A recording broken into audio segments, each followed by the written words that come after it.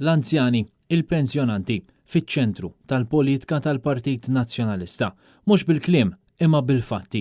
Dan ħareġ biċ-ċar f'konferenza tal-aħbarijiet indirizzata mill-Viċi Kap tal-Partit Nazzjonalista David Aġus u l-kandidati Paula Mifsud Bonnici u Ian Vassallo. L-akbar pakkett ta' miżuri tal-pensjonanti li qatt kellu f'pajjiżna.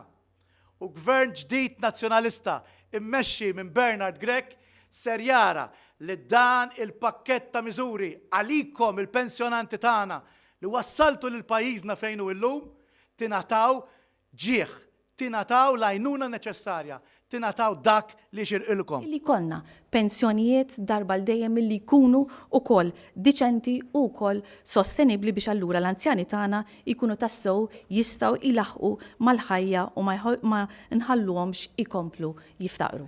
Jiena bħala żagħżugħ inħares il qudiem lejn dawn il-proposti tal-Partit Nazzjonalista għax anke jagħmel lili u sħabi li llum qegħdin jidħlu fil-ħajja tax-xogħol li jserħu moħħhom għaliex il-Partit Nazzjonalista huwa qed jara fil-futur u mhux f'dak li qed jiġri bħalissa biss. Gvern ġdid tal-Partit Nazzjonalista jaċċerta li jidħul mill-pensjonijiet kollha ma jkunx taxxabbli.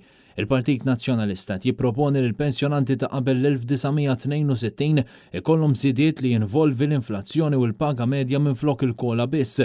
Dan ser iwassal biex aktar minn 80,000 pensjonant jibdew jaraw żidiet li jtaffu l-impatt tal-għoli tal-ħajja.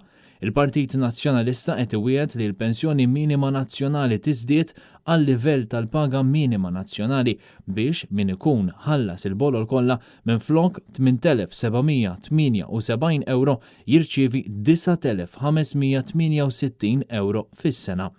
Ser tissewwa l-inġustizzja li qed iġarbu l-pensjonanti li ħadmu snin addizzjonali wara l-età tal-pensjoni tagħhom billi kull persuna li kellha l-bolol sħaħ qabel laħqet l-età tal-pensjoni iżda li baqgħet taħdem sal-età tal-pensjoni jew aktar u għalhekk baqgħet tikkontribwixxi għas-sigurtà soċjali ser tkun tikkwalifika għal dak li ħaqqa.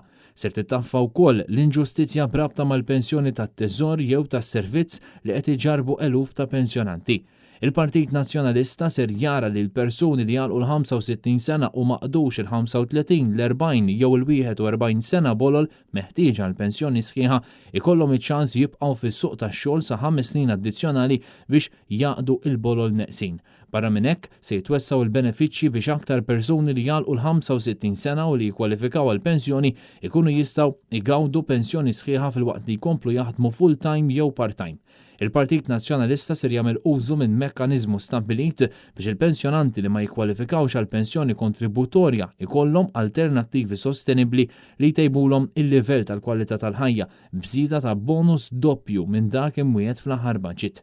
Dan fil-waqt li l-Partit Nazzjonalista iwiegħed ukoll il-proċess imniedi f'Jannar tal-2022 li permezz tiegħu il-pensjonanti li rtiraw fis-sena 2009 jew wara jirċievu rata sħiħa ta' bonus tal-għoli tal-ħajja jibdew jirċievu rata sħiħa f'sena waħda mill-ewwel baġit minflok fuq numru ta' snin.